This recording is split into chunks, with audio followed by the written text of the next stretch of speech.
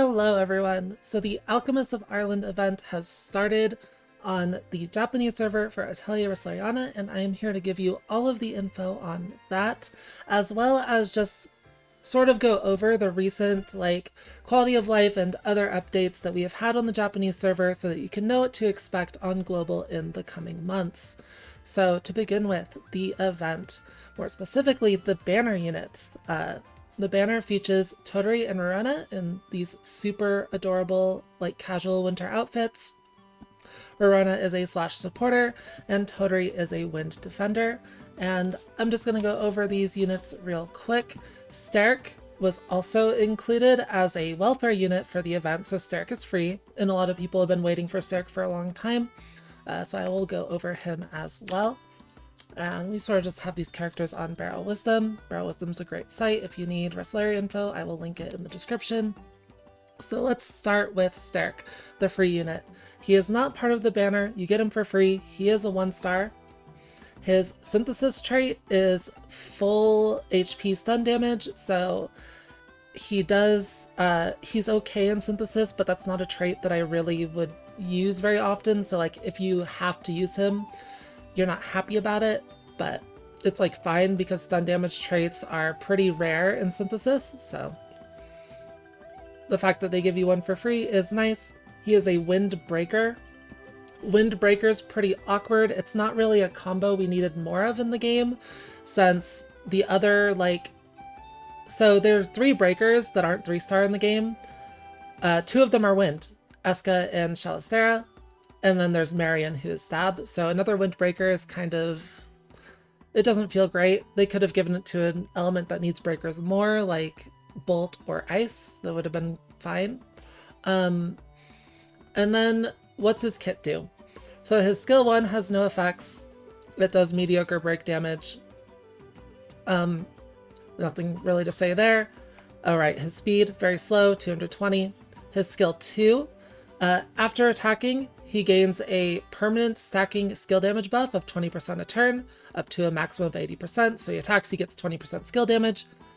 And he also gets a stacking break damage debuff. So he loses break damage every time he attacks with his skill 2. It has okay break power. He is a breaker. It is a single target attack. Its actual attack power is okay too, but fairly weak. So as you attack with him more and more, he becomes worse at breaking and better at doing damage. This is not really what you want out of a breaker, so it's pretty bad. And then his burst, very low burst power for a single target burst, even for a 1-star. And the break power is good, but he does lose that break damage, that stun damage from his skill 2. So while the burst is okay at breaking, it's okay at dealing damage, it's not going to really excel at either. So they're trying to sort of do this thing where he's a hybrid breaker attacker, where you use him as an attacker and build him as an attacker, and he just is not good enough at either to be a particularly good unit, especially when you have other windbreakers like Eska that are much stronger. And then he also has his passives or whatever. He has taunt resistance, and then he also has, when he is healed, he gains a stacking break damage buff at a very low value. Stun damage, this is it's not great, right? Because he's already lowering his stun damage by a lot. A little bit extra every time he's healed isn't great. And when he defeats an enemy, he removes negative effects, debuffs, but whatever. Basically, he's bad. Unfortunately, I don't really get it. At the start of the game, all of the 1-star units were quite good and competitive, and nowadays the 1-star units they're handing out have been very weak. Nady before Sterk and now Sterk, so doesn't feel great. But that's basically the rundown on Sterk. Maybe people will find some sort of use for him, but he is just worse than other options that we have available by a lot. And the next character we have, who is a 3-star limited character from the Alchemist of Arland banner, Rina. And she is a slash supporter. Her clothes are super cute, by the way. I love them. Her synthesis gift is just recovery. It's area recovery. It's okay. She's middle speed at around 250, which is good for a supporter. You kind of want your supporters to usually be fairly fast. And her skills, unfortunately, I think she's pretty bad. So they did a weird thing here where she has recovery on her skills, but instead of having recovery power like other healers do, they are just a flat percentage recovery. So that means they don't scale at all with her attack stats or anything like that. They do scale with traits a little bit, but because the values are so low, they don't scale very well. Like if you get traits for, 100% increased recovery, which would be very, very high investment, this 5% is only going to go up to 10%. It's not going to increase to 100%. It increases by 100%, so it doubles, right? So it goes to 10%.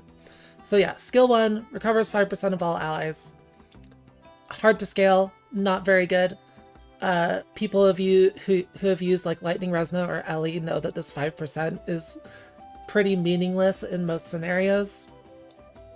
So it's basically do nothing for the most part. That's what it'll feel like most of the time. Skill 1, do nothing.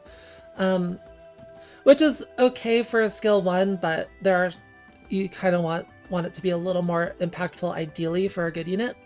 Then her skill 2 is a targeted buff. You give one ally 100% crit chance for 1 turn and also recover their HP by 9%. So it's another flat percentage heal instead of a full power healing skill. So if it was someone like Ixil, he would have like 400 healing power on a skill that's basically going to full heal anyone that you use his skill 2 on. But Verona can never get to that point. It's a flat 9% no matter what, which to me doesn't really make sense. I think they've really overvalued this 100% crit chance buff because it's only one ally, it's only 1 turn. So you can give one ally full crit chance for the entire battle if you use this on them every single turn with Verona. I think they've overvalued that heavily. I don't think it's very strong. One thing about this game is that crits, it depends on how many crits you need to determine whether or not crits are more damage. If you're just going for like a single crit on a single target burst with one character, you can just roll like a 20% crit chance, like restart the battle until you get that 20% crit chance and hit that crit. And it's the same amount of damage as if that character had a 100% crit chance. It just took you more time, right? So 100% crit chance on one ally for 1 turn isn't actually really that compelling because it's very similar in damage to say a 30% crit chance from items, right? Because you either get the crit or you don't, and if you don't get it with the lower crit chance, you just reset the battle. So this isn't actually improving damage by that much in realistic scenarios. It's probably fine in dungeons, but you'd rather take support characters that just give straight up damage increases like Liddy. So I would say this skill is very weak, and I think the developers have overvalued it quite a bit, judging by how the skill doesn't really do much else. I would love to see a skill like this that also gives a critical damage buff, like maybe 30%, 40% crit damage. I think that could be fairly good. Or if it just applied to everyone in the party, that could also be solid. She would basically be similar to Lightning Resna at that point. The reason why Lightning Resna is so strong is because she gives crit chance to everyone, so it actually increases your damage by a lot more than just rolling a single ally, right? So yeah, I think the skill is very weak. And then we have her Burst, which is an area skill that gives all allies 15% permanent physical attack.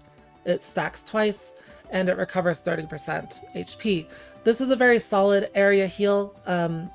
30% is pretty competitive with normal power to area heals, and you can scale it okay with traits, but it is on a burst. And on a burst, you kind of want this to sort of heal more than 30%, especially when the 15% phys attack buff just isn't quite high enough to be super impactful. On a burst, you really want to see something like 30% or 40%. It's still fine because it's a permanent buff, but overall, you're not getting enough out of this burst to justify using the burst, in my opinion. And then we also have passives. paralysis resistance, pretty standard, just resistance passive, and then plus 20% skill damage for all allies. This is a very good passive, but it's fairly competitive with other support passives nowadays. And I don't think it's good enough to save the rest of her kit. So my rating for Verona is quite bad. And we have my tier list here. You may have seen this tier list from my other video, you know, which units, upcoming units you should be saving for. And I honestly think Verona goes down here. Not even in skip, I think she is just straight up bad. So maybe as the meta settles, I will be proven wrong, but that's where I'm going to place her for now. And then we have Totori. Totori is a wind defender, and unlike Verona, she is actually quite strong. Totori is the reason you pull on this banner. She is super good.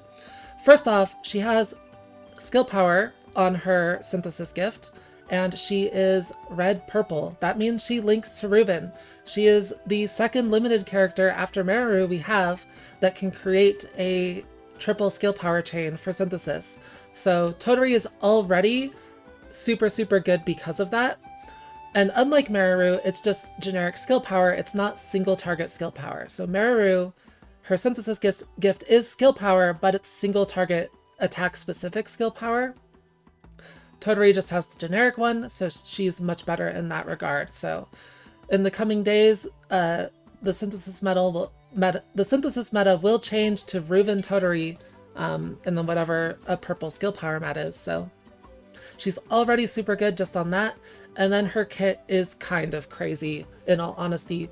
She is a wind defender. Her speed's all right. It's fine for a defender. And it is focused on damage reduction, healing, and buffing magic damage. And all three of these things are very strong. She has very good values on them. So first, her skill 1. If you've ever used Sophie, her skill 1 is exactly the same as Sophie's. It's very strong, lower HP. She recovers a ton of HP. Really good. Just very solid recovery on it. Her skill 2, this is where she gets crazy. It is a party buff skill, grants magic attack damage, magic skill damage, plus 24% to all allies for 1 turn. And then she also gains a buff herself, where when she is attacked, she restores 5% HP to all allies. And this will happen for 2 turns. So 5% HP, you know, isn't like that much, 5% AoE heal. When it's by itself, this will trigger twice on a defender. And it also comes with a really, really good skill damage buff for your attackers. Just a very, very high budget skill. It's very similar to Liddy's skill 2, which increases skill damage by 20% for 1 turn for all allies and has an AoE heal attached. The heal on Liddy's skill will be stronger overall. The damage on Liddy's skill is a bit weaker at 20% instead of 24%, but Liddy's is generic. However, Totori is a defender that fills basically the exact same niche as Liddy with her skill 2. She does the exact same thing, more or less, which is area healing and skill damage buff. So it's only for magic on Totori, but a lot of the meta attackers are magic anyways, like Izana, so like Mari, like Resna. So very, very, very good. And it's a bit higher value. And she's also a defender, so she has Taunt.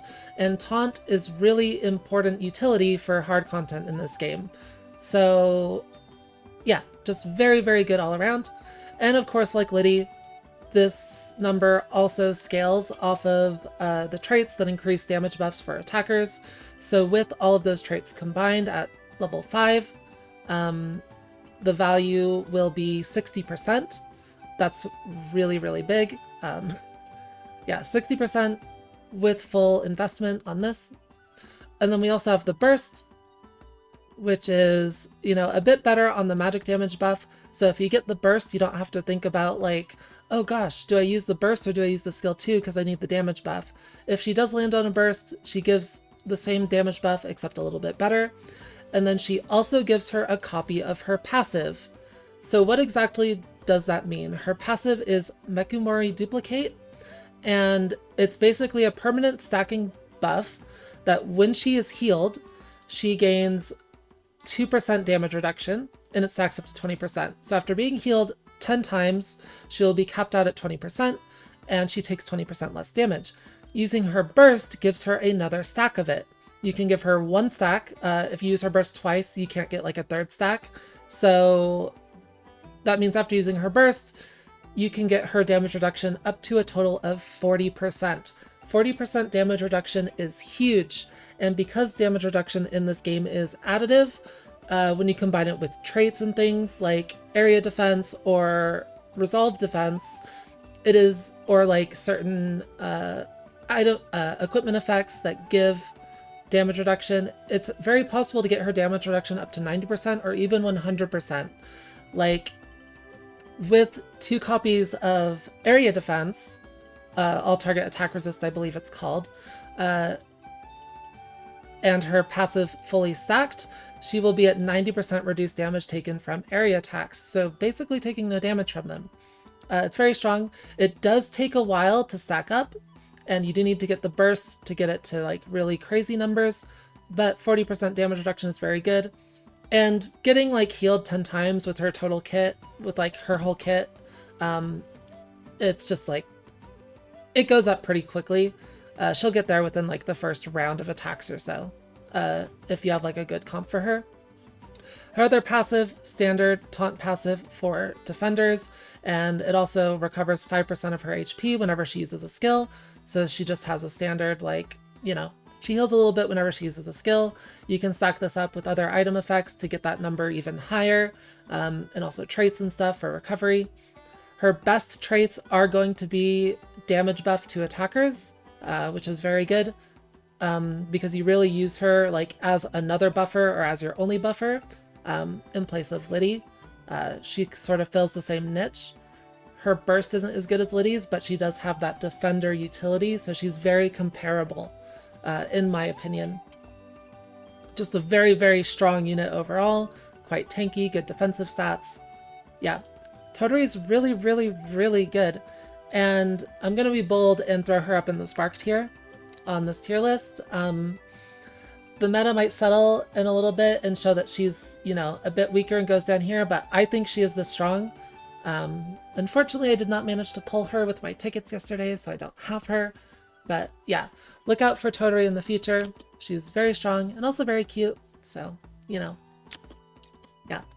And other than that, we also have the Memoria. This Memoria is the exact same as Sophie's limited Memoria, except for wind. So this is made for Totori. You know, whenever it's for wind, when you receive attack, you get skill, you give skill damage plus 8% to all allies for 1 action. It's defensive statted. It's pretty good. It's much better on Totori than it is on Sophie because you're already getting those damage buff traits to scale her other skills. This also scales with them. So if you have this Memoria fully unlocked at level 5 for the 8%, that'll be another 20% skill damage to all allies with all of the traits that you would have normally. And it'll stack multiple times, so if she gets hit like 3 times before your attackers go, this will trigger 3 times, like plus 60% skill damage. It's like super, super, super good. On Sophie, it's a lot weaker because you're not, you know, gearing her with those traits that scale its effect. But on Totori, it's very, very good because you're already using those traits anyways. So very solid Memoria. If you are using Totori, honestly, this is one of the few Memoria that I can recommend. You should probably try and pick up if you can, but rolling just for Memoria is pretty despair, so, you know. And you do need it fully unlocked for its effect to like start being really good, so. There's downsides to Memoria, like always. Alright, so that, those are the banner units. Now what about the rest of the event? Because there is some cool stuff with the event.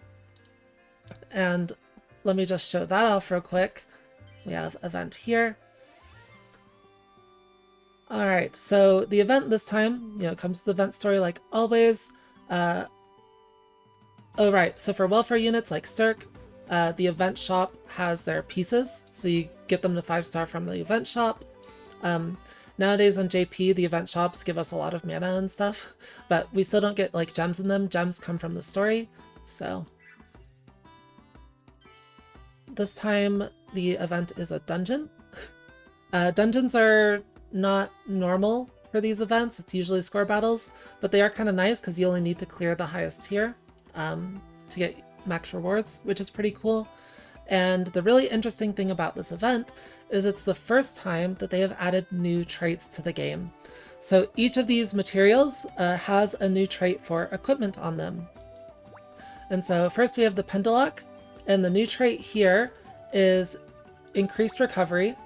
However, unlike other increased recovery traits, which are recovery that you give, this one is recovery you receive. So it increases recovery you receive by 15%. So not super strong, but it is different. Most of the recovery traits for equipment we have are recovery given and not recovery received. So pretty good. Or pretty neat. It's not that good. The value is a bit too low. And the next one, this rainbow fragment. This is kind of the crazy new meta-defining trait that we've gotten. This material itself is very good. It's green, which means it doesn't link to any skill power characters right now, so it's hard to use. But the trait is critical damage up. And this trait is wild because the value is 60%. Skill power is 25%. This is 60% on top of your critical damage multiplier. With no other critical damage increases other than this trait, one copy of this trait is a 40% damage increase because the base critical multiplier is 50%, so add 60% on that and it's 40% more damage, which is really, really, really good. Of course, right now it's very hard to make a gear with this because, like I said earlier, the material's on green. You can't really link it to skill power characters very well, and you are going to want, you know, a mix of this trait and skill power on your gear. But yeah, this trait's very strong and it will become meta-defining in the future once we get it on better materials. We are expecting this trait to come on more materials starting with Chapter 9 whenever that releases. Obviously, we can't know for sure, but it's likely, right?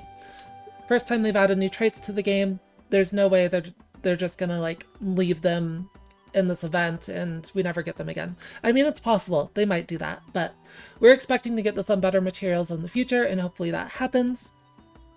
When this comes to global, yeah, it's a really, really good trait. It'll be a few months until we get this in global though. And the last one is burst skill power up. So this is a skill power trait that only applies to burst skills. Specifically for burst skills. The value is slightly higher at 30%.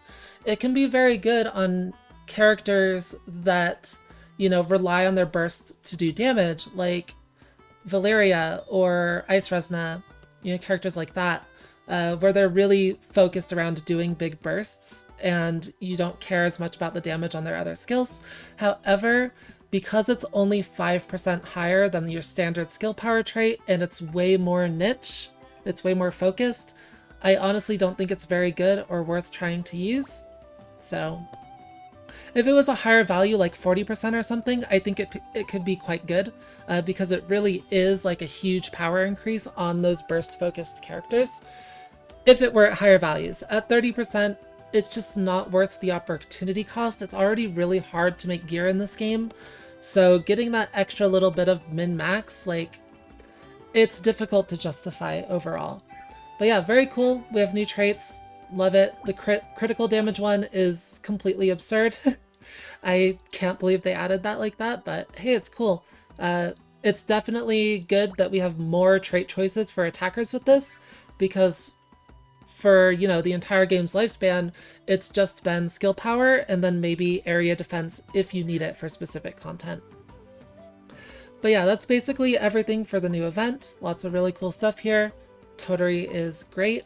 And I'll just go over some of the features we've gotten on JP recently that you can expect on global in the coming months. One of them is the stamina cap increase. They basically doubled the amount of stamina you can hold at once. So we have over 200 now, which means you don't have to log in as often. We also have this overflow stamina, which is that green one you keep seeing. This comes in at a much slower rate, but it will come in when your stamina is full. It caps at 3,000. Basically, you get like 100 of these a day if your stamina is full, and it'll cap out after a month. So, you know, if you stop playing for a while, you come back, you'll have over 3,000 stamina to spend. That's pretty cool. It's not super useful if you're playing daily, but it is cool for those players who have stopped playing for a while and want to come back and do new content. So, pretty good system. We also have a monthly pass. So this monthly pass, it lasts for 30 days. It does not give gems. It's one thing people have been wanting, a monthly pass that gives gems. Unfortunately, it does not. However, it is fairly cheap. It's 240 paid gems, which is only a few bucks. I don't know the gem prices on the global server. On the JP server, this is 500 yen, so pretty cheap, about $5, about $3.50 honestly. And it's really, really high value. So first off, you get 1 extra free stamina refresh every day. So that's already 2,400 stamina over the entire month. You get 10% extra coal from everything, which isn't that much, but it's a nice little bonus. 10% extra experience from everything, which again, not that much, but it is a nice bonus. You get +1 to daily bonuses on all of your training quests, except for the peace quest. So you can do 4 bonus orb quests a day, 4 bonus coal quests a day, 4 bonus experience quests a day. Pretty good bonus. You need all of those things in very high quantities. Like, we're still short on orbs in JP for our characters. We're still short on experience. So pretty good to get those extra bonuses. Pies give an extra 50% stamina. So if you get all of your pies, that's an extra 3,000 stamina per month. Along with this, that's a total of 5,400 stamina for the pass, which is a lot for only 240 gems, right? Like, that's a lot of stamina. And then one of the biggest things, we also get 5 mana in the mail every single day. And 5 mana for late game Resleri is kind of equivalent to 50 free gems. So, because you spend a lot of gems on mana when you're trying to make things. So this is effectively 1,500 gems right here. Like, you can easily convert this to gems. It is very easy to spend gems on mana when you're trying to just make one more good piece of gear to clear some content. So in my mind, this is basically gems. Very, very, very good value with a total of 5,400 stamina and 150 mana for the whole pass. Also, this mana goes to your mail. So you can collect it at any time. You don't have to collect it right away. You can keep it in the mail and stockpile it and still take advantage of your natural stamina refresh. So that's very cool. This pass is highly recommended. It's super good value. I love that we have this on JP, and I can't wait till it comes to global. Hopefully we get it sooner rather than later on global, but who knows? We'll see. Another cool thing is that in the shop, we have a rotating shop for shiny coins. This shop refreshes every 6 hours. You don't have to worry about missing rotations because you can't get anything like super important and missable in it, but it does let us turn our shiny coins into mana. So I buy the mana every single time. There's always mana in this slot. You can see I have 15,000 shiny coins and way more items unconverted. Like, the shiny coins really pile up and are fairly useless. Things are always the same in every slot. So like, these 2 slots are for Memoria experience or experience candies. This slot is for orbs. This slot is for pieces for a random character. It's only 5 pieces and it's fairly expensive. I don't usually buy these. They're pretty low value. And then coal in the slot. You can hit a jackpot where you get like 500,000 coal for some shiny coins or something. So you mostly ignore this until you hit the jackpot. It refreshes every 6 hours. And you also get a free refresh every day for no gems. So refresh it here. And you can see it's the same things: experience, orbs, pieces, mana, and coal. So I buy the mana every time personally. And then you also get 9 more refreshes a day for 10 gems each. This is the same cost as just buying mana outright. So it can actually be very useful to just spend the 10 gems on this, and you'll get the mana anyways. Shiny coins are basically not a cost you should be concerned with. And sometimes you get good things like, you know, purple orbs, right? So you might want to buy those, or good candy, or the coal jackpot, and sometimes you can also get a mana jackpot. So if you're going to buy mana anyways, it's pretty good to just go through these and buy the mana from here. Because it's the same price, and you do have a chance of getting those jackpots or other good things, such as light orbs, orange candy, etc. So this shop is very cool. I'm a big fan of it. I like it a lot. And then anything else that I wanted to go over? Oh yeah, we also received an update to the base elemental tower finally, which is pretty cool, from floor 30. So this dropped a couple days ago. We have floor 40 now. One thing that's kind of funny about this, so floor 30 is 12,000 team power. It's balanced around level 60 characters. Like this, plenty of people have cleared this on global. You can even clear it with a team of level 50s. It's not that difficult if you sort of know what you're doing. Like this is reasonable to do right now on global. Floor 31 goes up by 100 power to 12,100, but it's kind of fake. This is balanced around level 80s, and it's still really hard. Like, I struggled with this floor. With a full team of level 80s, really good gear, like meta units and stuff, like, it's tough. So even though the power increase is only 100, it's a huge jump in difficulty. So if we get this on global earlier than JP did it, and people aren't able to clear 31, that is why it's very difficult. I do have VOD. I do have videos of my tower clear on my VODs channel, which I will link in the description if you want to watch that content, just see how the tower went. It took me about 5 hours for all 40 floors, so, or for all 10 floors, I should say. So yeah, if you're interested in seeing how that was, what sort of teams I used for it, that'll be linked in the description. And I believe that is about it. I don't think I missed anything. I should go over real quick. I have updated the tiers on this list a little bit. I moved Leela down a tier because while she does gain a lot of value for being in the same banner as Izana, I think if you already had Izana, you wouldn't commit more gems to getting Leela specifically, so I lowered her a little bit. I lowered Lot down a tier. After thinking about it, her kit just is not very good. And I increased Ice Resonant a tier, because while she does lose a lot of value because you can't use her in the same party as Lightning Resonant, she is incredibly strong.